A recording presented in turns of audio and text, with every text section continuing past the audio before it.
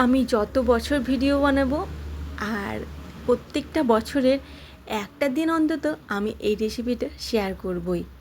হোক না একই রেসিপি, হোক না পদ্ধতি এক, হয়তো অনেকজন অনেক রকমভাবে বানায়, সবার পদ্ধতি এক না, সবার পদ্ধতি কিন্তু একদমই আলাদা। তবে আমি যেইভাবে বানাই আমি সেইভাবেই বানাবো, কেননা আমি জানি এইভাবে বানালে আমার হাতের তালফুলুরিটা খেতে সবথেকে ভালো হয়, যেটা শরীরের জন্য খুব বেশি ক্ষতিকর নয়। সম্পূর্ণভাবেই স্বাস্থ্যসম্মতভাবেই আমি বানাই আজকের এই তালফুলুরিটা। সুন্দর করে তালটাকে ছাড়িয়ে নিয়েছি, আর তালটা জানো তো খুব সুন্দর ছিল। এত সুন্দর ছিল তালটা, কর্তামশাই এনে দিয়েছে। আমি এক জায়গায় তাল কিনছিলাম, মানে দরদাম করছিলাম, তো সেখানে আমার মনে হলো একটু বেশি বলছে, তো আমি কিন্তু নিয়ে নিই। সেই গল্পটাই ওর সাথে করেছিলাম। তো হঠাৎ করেই দেখি খাবার নিতে এসেছে, তার সাথে তাল দিয়েছে একটা, বেশ বড় তাল একটা। আর একটা তালের আঁটি দেখেছো, আমি হাতে ধরতেই পারছি না। আর তালটা কি মিষ্টি যে ছিল, কি বলবো তোমাদের। তো আমি খুব খুশি হয়ে গেছি সেই তালটা দেখে। আসলে কি বলো তো, আমাদের বাড়িতে তাল খেতে সবথেকে বেশি ভালোবাসি আমি আর বাবা। মায়ের কাছ থেকে শুনে বা এরোর ভিডিও দেখে আমার খুব মন খারাপ হচ্ছিল, খুব মন যাচ্ছিল তাল ফুলুরি, তালের লুচি এইসব খেতে।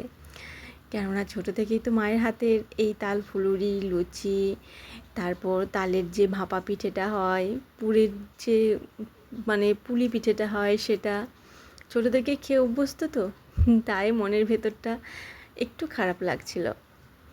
তো খারাপ লাগার আর জায়গাই নেই, কর্তামশাই তাল এনে হাজির করে দিয়েছে।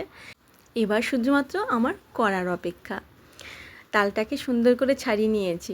মাকে ফোনে বলছিলাম যে বেশ সুন্দর একটা তাল নিয়ে এসছে। মাও বললো বেশ কালো তালগুলো খুব মিষ্টি হয় আর গাটা বেশ ফাটা ফাটা। তো ওই তালের খোসার গায়ে যে শাঁসটা থাকে, মানে একদম সুতো সুতো, ওগুলো তো অনেকটাই উঠে যায়।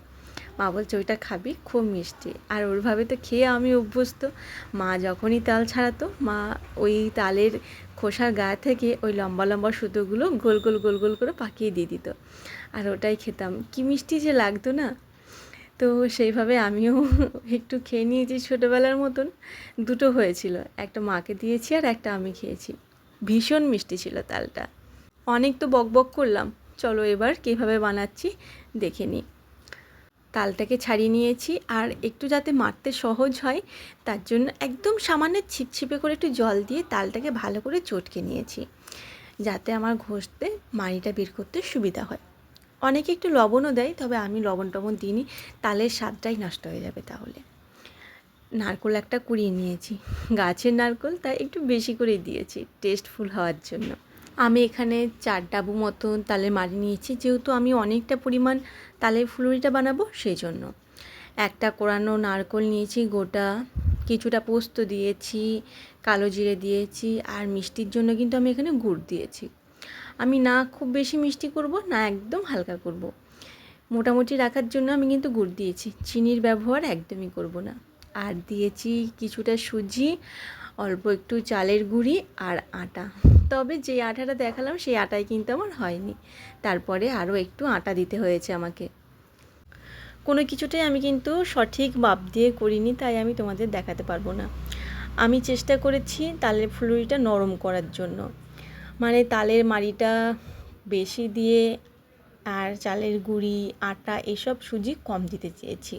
আমি চাইলেই কিন্তু চালের গুঁড়ি, আটা একটু বেশি দিয়ে দিতে পারতাম, হয়তো ফুলুরির পরিমাণটা আমার আরও একটু বেশি হতো, কিন্তু সেক্ষেত্রে ফুলুরিটা একটু শক্ত হতো আর বাবা খেতে পারতো না। সত্যি কথা বলতে জানো তো, ওই মানুষটাও বসে থাকে আমার আশায় যে মৌ বানাবে তাল ফুলুরিগুলো খাবো। তাই আমিও ওই কথাটা মাথায় রেখেই তাল ফুলুরিগুলো বানাই, যে বাবা যাতে খেতে পারে।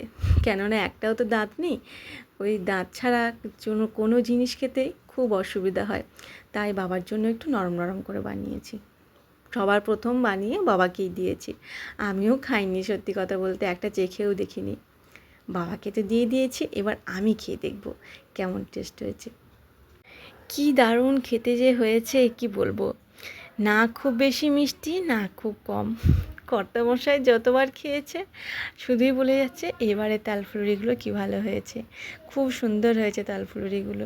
আর যদি তোমাদেরকেও খাওয়াতে পারতাম আমি সবথেকে বেশি খুশি হতাম। তো সবার কাছ থেকে যখন শুনলাম তাল ফুলুরিগুলো খুব ভালো হয়েছে, সবাই যখন বলেছে, তখন নিজের যে এতটা পরিশ্রম করেছি সেই পরিশ্রমটা আমার সার্থক মনে হলো। ওই একা হাতে নারকেল কোড়ান, তাল ছাড়ানো, তাল ঘষা, তারপর সেটাকে এতক্ষণ দিয়ে দাঁড়িয়ে দাঁড়িয়ে তাল ফুলুরিগুলোকে ছাঁকা, এটা যে কতটা কষ্টকর যারা বানায় তারাই হয়তো জানে যে এটা কতটা কষ্টকর। তবে আজকের ভিডিওটা এই পর্যন্তই। আমার তাল ফুলুরি রেসিপিটা তোমাদের কেমন লাগলো ছোট্ট একটা কমেন্ট করে জানিও। টাটা।